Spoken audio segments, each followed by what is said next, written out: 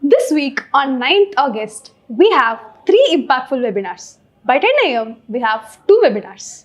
Master Wealth Milestone, how to turn financial goals into reality, and refunding risk for the Indian HNA, beyond traditional portfolios. Following by 11 a.m., we have NRI Insurance Blueprint, cross-border protection for global Indians. Link given in description. Click the link and join our webinars. I'm going to talk to you on the topic beyond the first milestone. When you start saving and investing, it is natural for each of you to set a milestone, a goal post. That first goal post is what keeps you motivated to save, invest and grow your wealth. Now, most of us don't set an early milestone. We think we are too small. What's the hurry to set a milestone? But it's very, very important to set a milestone. For me, 1 crore was the first milestone, and I think for anyone starting to work now, 1 crore of financial wealth could be a very, very exciting and a very realistic milestone. So, let's say you set the first milestone as 1 crore, and then you start saving and investing towards that milestone. All you need to do is ensure that you have a good savings rate and you invest your savings in line with your risk profile in asset classes which will give you decent growth and significant returns over a period of time. Effectively, when you save well, when you save more than what your peers do and you have a high savings rate and you invest your savings sensibly, what will this translate into? It most likely will translate into better returns, and you need to ensure that by constantly reviewing your investments, making sure you are well advised, ensuring that you are on the right path and sticking to your course. By doing this, you will probably double your money somewhere between 5 and 6 years. If you are doing that, I think you are doing fine, and you keep on saving and your savings keep doubling and you keep growing your wealth.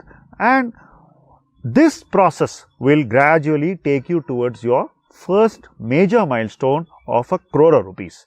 But once people hit 1 crore rupees, what should they do? Many people have a sense of fulfillment, which is very good, but that should make them focus on the next milestone. But that doesn't always happen.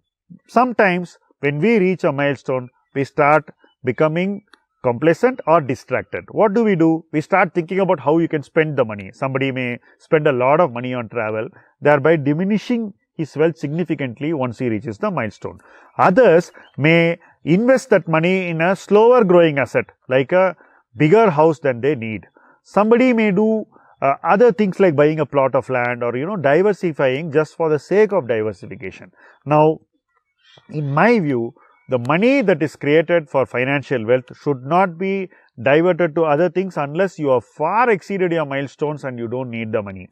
Money that is needed for other asset classes should be saved separately and invested separately. I think mixing these two often confuses people. So, you need to have a silo-oriented approach for financial assets and hard assets and save separately for both.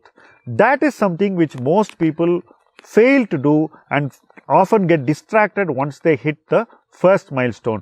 As an investor, you should have a very clear distinction in your mind, in your saving habits and in your investment practices to ensure that your financial wealth keeps growing from milestone to milestone. So, the first milestone should be the first in a series of many bigger milestones and what should take you towards financial freedom and even far beyond that.